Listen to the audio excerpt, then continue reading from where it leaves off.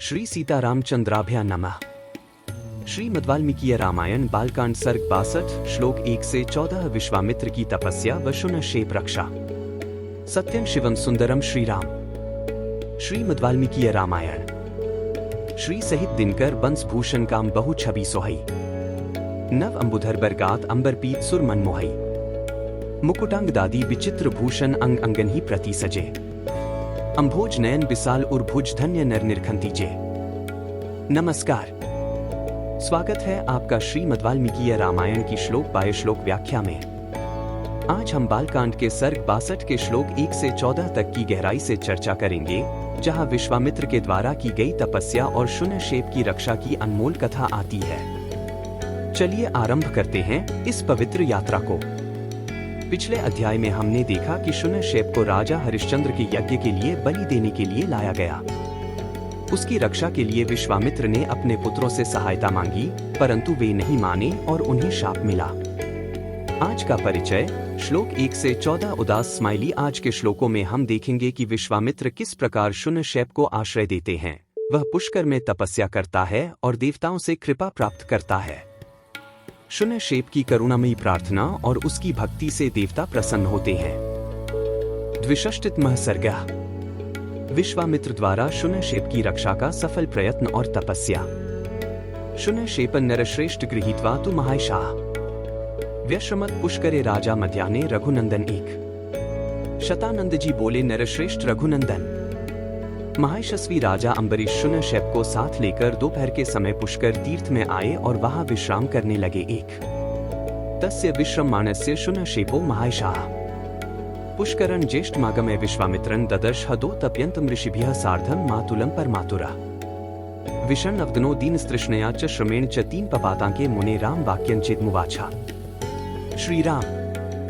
जब वे विश्राम करने लगे, उस समय महायशस्वी शून्यक्षेप ज्येष्ठ पुष्कर में आकर ऋषियों के साथ तपस्या करते हुए अपने मामा विश्वामित्र से मिला। वह अत्यंत आतुर एवं दीन हो रहा था। उसके मुख पर विषाद छा गया था। वह भूख प्यास और परिश्रम से दीन हो मुनि की गोद में गिर पड़ा और इस प्रकार बोला, 2 से 3 आधा। न मेस्ति माता न पिता ज्ञात्यो बांधवाः कुतः चार त्रातुमर्हसि मां सौम्य धर्मेण मुनिपुंगव। सौम्य मुनिपुंगव। न मेरे माता हैं न पिता, फिर भाई बंधु कहां से हो सकते हैं। मैं असहाय हूं, अतः आप ही धर्म के द्वारा मेरी रक्षा कीजिए। 4.5 त्राता त्वं ही नरश्रेष्ठ सवेशा त्वं ही भावना 5 राजा चक्रित कार्य स्यादहं दीर्घायुरव्यः। स्वर्गलोक मुपाशनिया तपस्तप्त्वा हेनुत्तमं 6 नरश्रेष्ठ। आप सबके रक्षक तथा अभीष्ट वस्तु की प्राप्ति कराने वाले हैं। ये राजा अम्बरीश कृतार्थ हो जाए और मैं भी विकार रहित दीर्घायु होकर सर्वोत्तम तपस्या करके स्वर्गलोक प्राप्त कर लूं, ऐसी कृपा कीजिए। 5 से 6 समय नाथो ह्यनाथस्य भव भव्यंचेत्सा। पितेव पुत्रम धर्मात्मंस्त्रातुमर्हसि किल्बिषात् 7 धर्मात्मन। आप अपने निर्मल चित्त से मुझ अनाथ के नाथ, असहाय के संरक्षक हो जाए। जैसे पिता अपने पुत्र की रक्षा करता है, उसी प्रकार आप मुझे इस पाप मूलक विपत्ति से बचाइए। 7 तस्य तद वचन श्रुत्वा विश्वामित्रो महात्पाः सांत्वयित्वा बहुविधं पुत्रानिदमुवाचा।